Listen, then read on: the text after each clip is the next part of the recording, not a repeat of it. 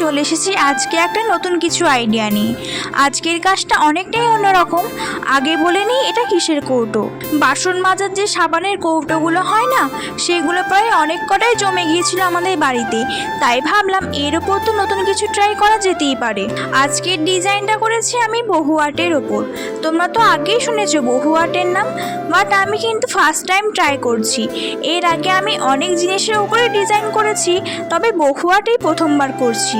এই বহু আর্ট করাটা কিন্তু খুব একটা কঠিন কাজ নয়। যত রকমের কালার আছে সেগুলো দিয়ে তোমাদের মনে যা আসবে শুধু করে যেতে হবে। চাইলে কিন্তু তোমরা বাড়িতে একবার ট্রাই করতেই পারো।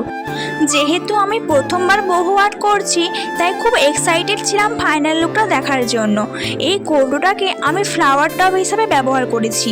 আর একটা কথা না বললেই নয়, তোমাদের মধ্যে কয়েকজন আমায় কমেন্ট করেছো, দিদি তুমি এত সুন্দর কাজ করো কিভাবে।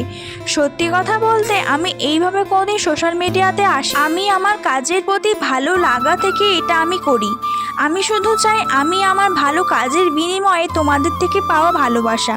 এটাতে যে আমি কতখানি খুশি হই সেটা আর বলার মতো নয়। কিন্তু সেটাতে আবার অনেকেরই মনে হতে পারে এটা আর এমন কি, কিন্তু হ্যাঁ, এটাই আমার কাছে অনেক বড় পাওয়া।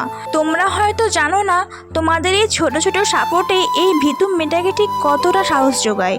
তাই সকলকে জানাই অসংখ্য ধন্যবাদ আমাকে এই কিছুদিনের মধ্যে এতটা সাপোর্ট করার জন্য। তোমরা সকলেই এইভাবে আমার পাশে থেকো। তোমাদের সাথে দেখা হচ্ছে খুব শীঘ্রই অন্য একটা ভিডিও নিয়ে। তোমরা কিন্তু আমার চ্যানেলটাকে সাবস্ক্রাইব করে রেখো। আর আজকের কাজটি তোমাদের কেমন লেগেছে অবশ্যই জানিও। আর ভালো লাগলে ছোট্ট একটি লাইক করে দিও। আজকের মতো বাই।